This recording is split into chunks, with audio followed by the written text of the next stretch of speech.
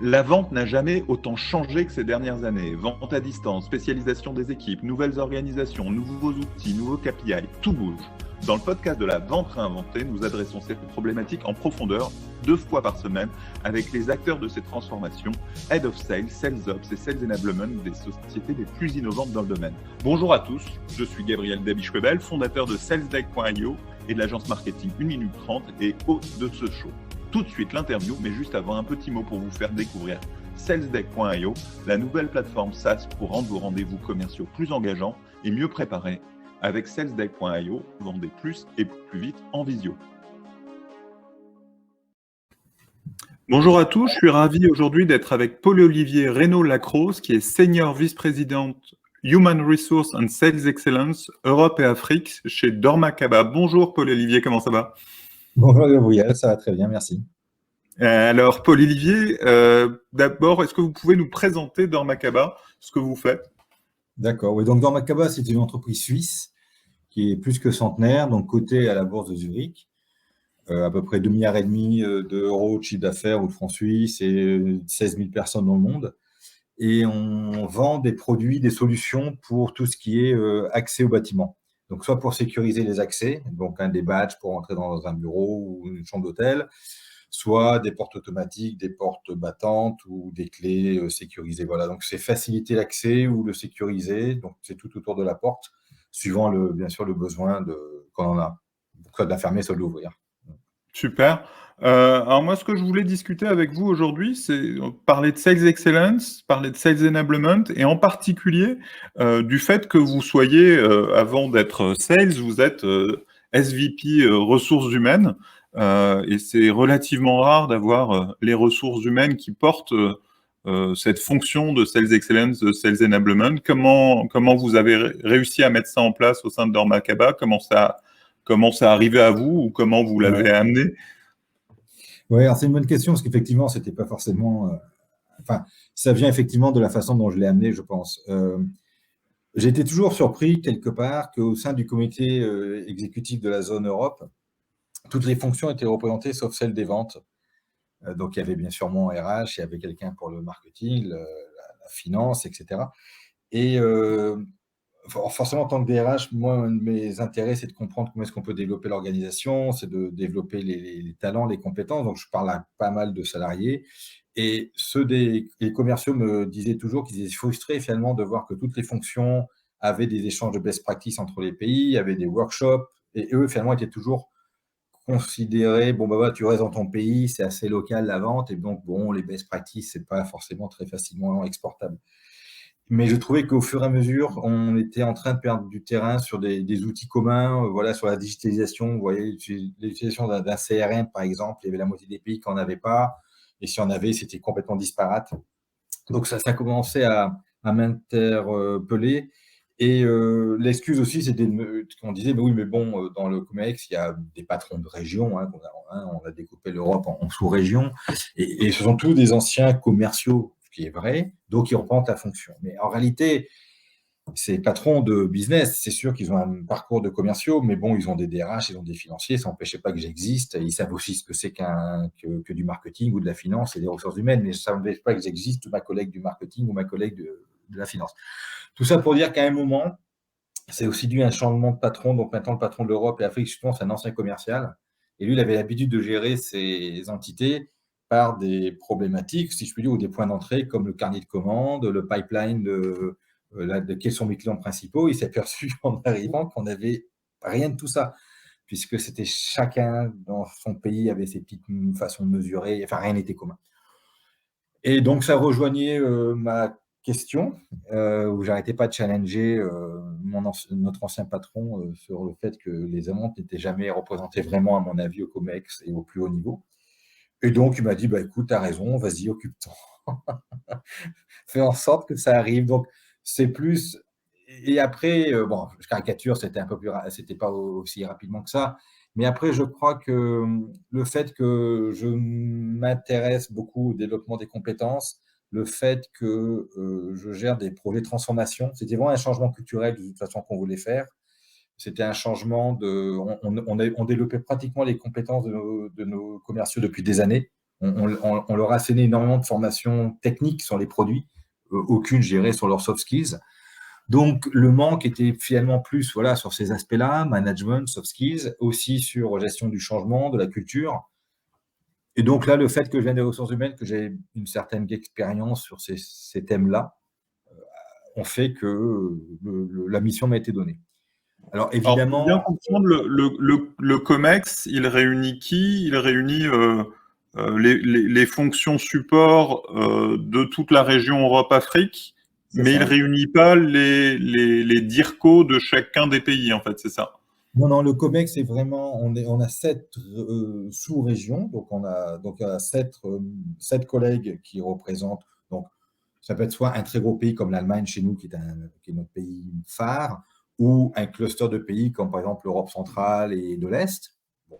Enfin voilà, donc j'ai 7 collègues qui, eux, ont vraiment un PNL en charge et qui gèrent des équipes commerciales, enfin, qui gèrent des équipes commerciales, marketing et même Pays. finance et locales, pays.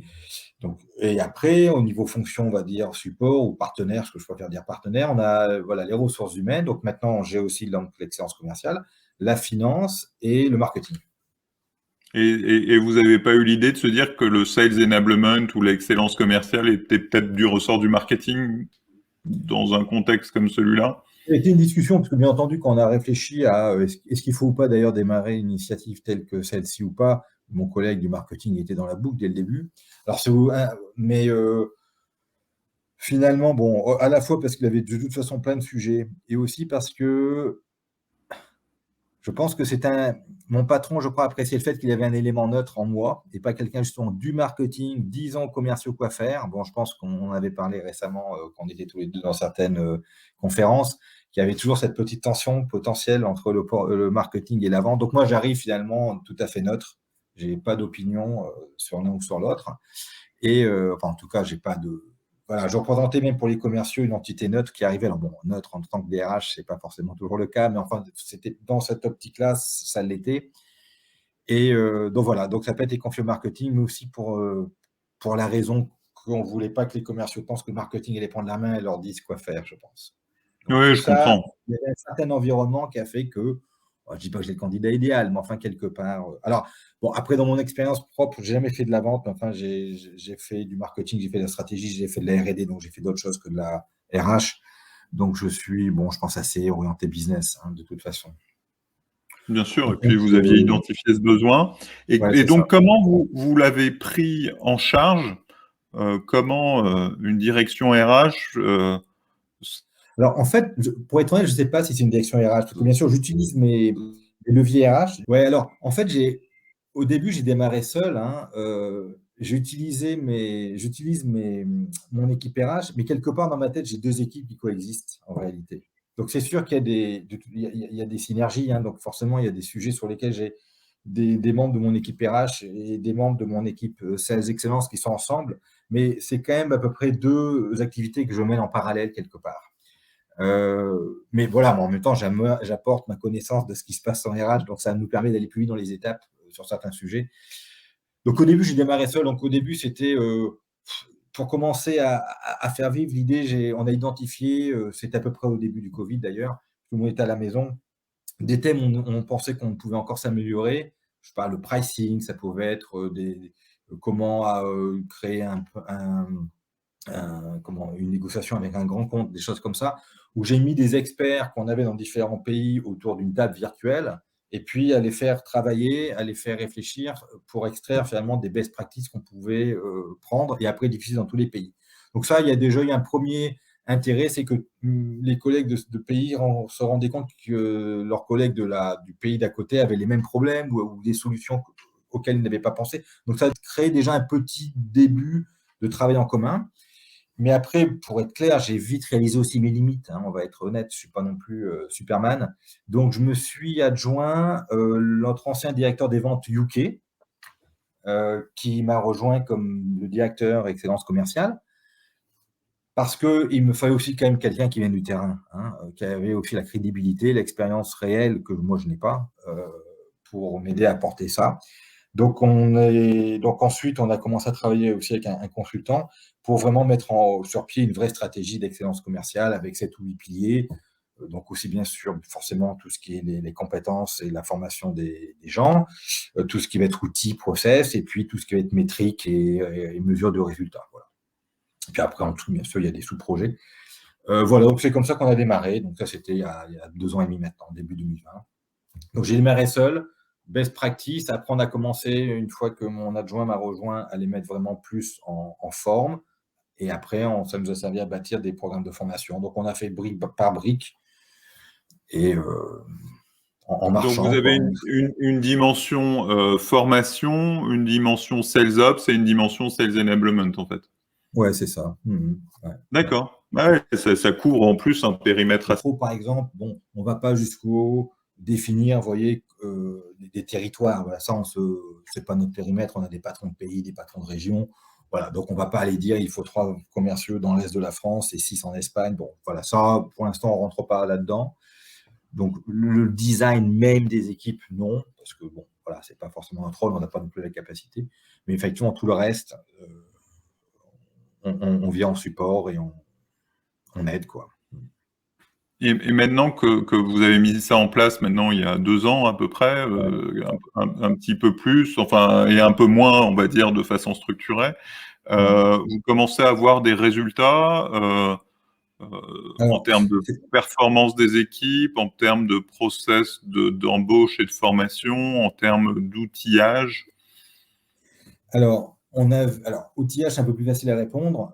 On a à peu près 30 pays en Europe et Afrique.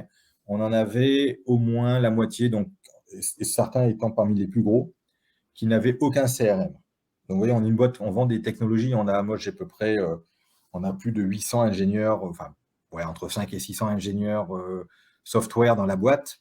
On vend des solutions de très haute technologie et nos équipes commerciales avaient un Excel pour la plupart, pour gérer les relations clients. Et bon, enfin, vous connaissez mieux que moi, ça voulait dire aussi que quand la personne potentiellement pouvait démissionner, on perdait finalement tout un historique, on perdait tout un vécu. Et donc des pays comme la France, qui doit être peut-être notre 3 ou 4e en Europe et peut-être dans le top 10 dans le monde, ça c'est sûr. Pays comme la Norvège, pareil, qui est à peu près dans le top 10 dans le monde, on n'avait pas de solutions CRM. Je ne parle même pas d'une vieille, je ne parle même pas de rien. Et mon patron, quand il posait une question simple, qui est, parce qu'on a forcément des clients dans plusieurs pays, quel est mon plus gros client en chiffre d'affaires sur une année donnée? Bon, ça nécessite 3 semaines de travail pour 550 financiers, commerciaux qui vont manipuler des chiffres. C'est incroyable. Donc là, voilà, une première chose, on a vraiment poussé à la mise en place de Salesforce, Lightning. Donc, le mettre en place où il n'existait pas. Les pays qui avaient des vieilles versions, les migrer peu à peu à la nouvelle. Donc là, on a couvert maintenant toute l'Europe du Sud où il n'y avait rien. On a couvert toute la Scandinavie où il n'y avait rien. Et maintenant, on est en train d'attaquer les pays qui avaient quelque chose, comme par exemple le Benelux ou l'Angleterre, mais sur une nouvelle version plus récente donc de Salesforce. Donc ça, sur l'outillage, il y a déjà donc un pilotage qui est beaucoup plus fort de la part des patrons de pays. Puis, il était aveugle. Mon collègue qui s'occupe de la France me disait qu'avant qu'il ait Salesforce, lui-même était aveugle finalement. Sauf à demander encore des tonnes d'Excel qui pouvaient leur monter, mais enfin, ça a ses limites. Donc ça, c'est assez facile à mesurer. Après, c'est évidemment très compliqué de dire grâce à nous, c'est super, les commerciaux ont vendu plus, c'est grâce à nous et rien d'autre. Je pense que ce serait vraiment très méprisant sur les efforts, bien sûr, de toute la ligne commerciale et aussi du marketing, évidemment. Moi, dans les podcasts que j'ai fait aux États-Unis, ils commencent à avoir des fonctions qui sont justement là pour ça. Et donc, le titre de la fonction, c'est Sales Enablement Efficiency. Et donc, le rôle de cette personne, c'est de mesurer l'efficacité des actions de Sales Enablement. Et donc, de mettre en place toute une capacité à mesurer, à comparer avec ou sans telle ou telle action de Sales Enablement. Alors, après, on peut, si on arrive à faire des blind, c'est presque du double aveugle avec des comparaisons. C'est super compliqué. Il faudrait vraiment avoir un pays où il ne se passe rien, un pays où on fait plein de choses, et en admettant qu'ils soient à peu près les mêmes avant. Bon, je veux bien, mais pour moi, c'est pas évident. C'est pas le rôle que je voudrais forcément avoir. Nous, en RH, on a aussi une hydre comme ça de l'ERN, là, qui est comment on mesure le retour d'investissement des formations. Le jour où quelqu'un arrive à trouver ça, je pense qu'il fera fortune avec les ressources humaines.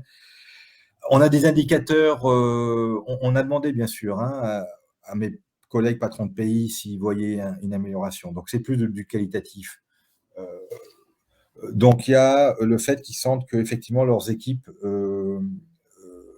parlent beaucoup plus, les managers impliquent plus les équipes, par exemple, font plus de coaching individuel vis-à-vis des commerciaux, s'intéressent, entre guillemets, plus aux commerciaux qui performent le moins, en tout cas plus rapidement. Donc, je dirais le développement des compétences humaines au sens large semble avoir atteint, en tout cas, plus fortement qu'avant les fonctions commerciales. Après, mais encore une fois, c'est super compliqué à savoir si c'est vraiment grâce à nous ou pas. On a un carnet de commandes qui a grossi entre 6 et 8% de plus avant, après. Sales Excellence, et ça, c'était encore un peu avant. On n'était pas encore trop impacté par le Covid, donc on va dire que c'était pas trop impacté.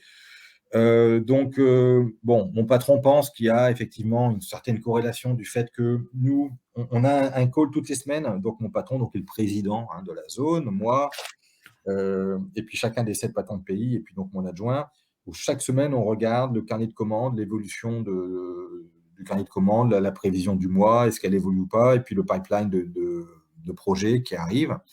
Donc, c'est vrai qu'il y a le fait que ça vient de tout en haut, ça a un effet cascade où forcément le patron de pays, comme il sait que le président de la zone va lui poser la question, il faut qu'il demande à ses propres directeurs commerciaux qui vont demander à leurs responsables commerciaux, qui vont demander à leurs équipes. Donc, il y a quand même une attention beaucoup plus forte sûrement, parce que ça remonte tout en haut, toutes les semaines en plus. Donc, c'est pas allez, une fois tous les 6 mois, on va vite travailler 2 jours avant et puis on donnera des chiffres. Là, c'est toutes les semaines, ça arrive. Donc, si on n'a pas un rythme en local qui est similaire, on n'arrivera pas à remonter les chiffres et l'information pourquoi le forecast de la semaine est plus élevé ou plus petit que la semaine d'avant.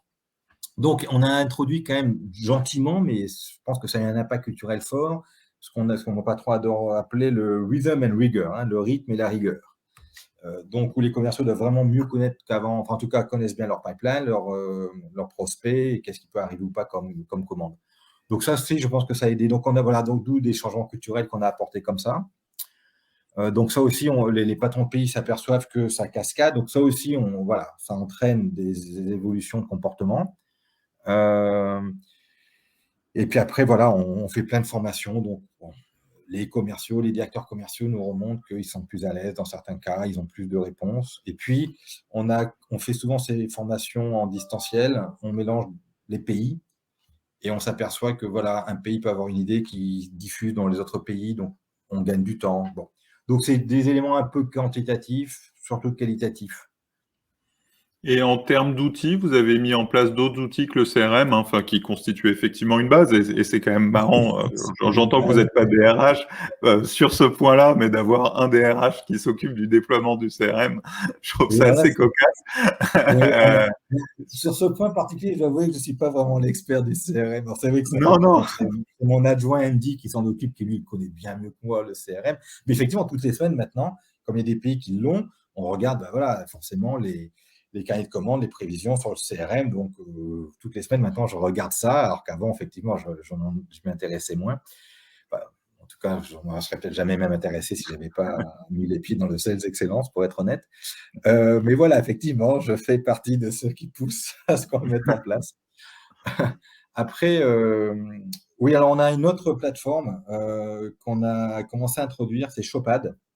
Donc, une plateforme de Sales Excellence ou Sales Enablement. Bon, je ne sais jamais franchement lequel des deux utiliser, mais le Shopad, alors, nos collègues américains l'avaient regardé, avaient commencé à faire des tests avec, donc on a regardé, ça nous a l'air d'être bien, donc voilà, pour pas non plus changer à chaque fois. On a pris, mais on est très content avec eux. Donc là, on l'utilise à la fois pour nos formations, donc on a tous les contenus maintenant de formation qui sont dessus. On travaille avec les collègues du marketing pour commencer aussi à avoir beaucoup de contenus produits et solutions sur le Shopad. Donc ça, c'est vraiment en train d'être fait actuellement. On a une gamme de produits très large, on a plein de verticaux, d'industrie verticale. Donc, notre environnement peut être très, très complexe. Donc, souvent, les commerciaux sont perdus, ils ne savent plus du tout où sont les brochures, est-ce qu'elle est à jour ou pas. Il y a beaucoup d'équipes marketing et d'équipes monde et régionales et locales, chacun ayant son SharePoint. Donc, c'est très compliqué pour les commerciaux de se retrouver dans la masse d'informations qui existe. Donc, on veut utiliser le Shopad comme étant le dépositaire, finalement, la source of truth pour les commerciaux, bien sûr, nourris par les équipes marketing. Donc, ça, c'est un deal qu'on a eu avec les équipes marketing et on est en plein dedans. Donc, ça, c'est pas mal. Après, il y a des fonctionnalités qu'on pense utiliser peut-être un jour, on l'a pas encore vraiment mis en place parce que bon, on peut juste pas tout faire en même temps. Ils ont des capacités, enfin des capabilités sur du coaching où les gens, les commerciaux peuvent enregistrer des petites vidéos pour montrer comment ils préparent un rendez-vous. Il y a des mentors qui peuvent les noter ou pas. Bon, bah, ça, on n'a pas encore démarré. C'est quelque chose qu'on a en tête. Super. Donc ça, c'est les 2 outils qu'on a, si je puis dire. Et puis après, voilà. On arrive à la fin de ce podcast. Est-ce que vous voulez rajouter un conseil pour quelqu'un qui devrait faire la même chose que vous, RH ou pas RH, mais en tout cas reprendre une telle fonction dans un groupe comme le vôtre? Je pense que ce qui a marché pour nous, c'est qu'on est parti du besoin. C'est-à-dire j'avais dit on était parti un peu sur des best practices, donc là ça nous permettait déjà de voir un peu comment les gens commençaient à se parler entre les pays entre eux. Et la deuxième étape qu'on a faite, une fois qu'on a commencé à être un peu plus nombreux, c'est-à-dire qu'Andy m'a rejoint, puis avec un consultant, on a commencé vraiment à interviewer chacun des patrons de pays pour comprendre le besoin. Et c'est de là qu'on a établi notre programme de travail, notre programme de formation. Voilà, donc on n'est pas arrivé en disant on sait tout, on va vous expliquer comment l'Angleterre a fait ou comment le DRH pense qu'il faut qu'on le fasse. On a une méthode quelque part agile. Toutes les semaines, on revoit nos projets et suivant les feedbacks qu'on reçoit ou les demandes qu'on reçoit des pays, on adapte. Alors, je ne dis pas que toutes les semaines, on met tout à la poubelle et on redémarre de zéro.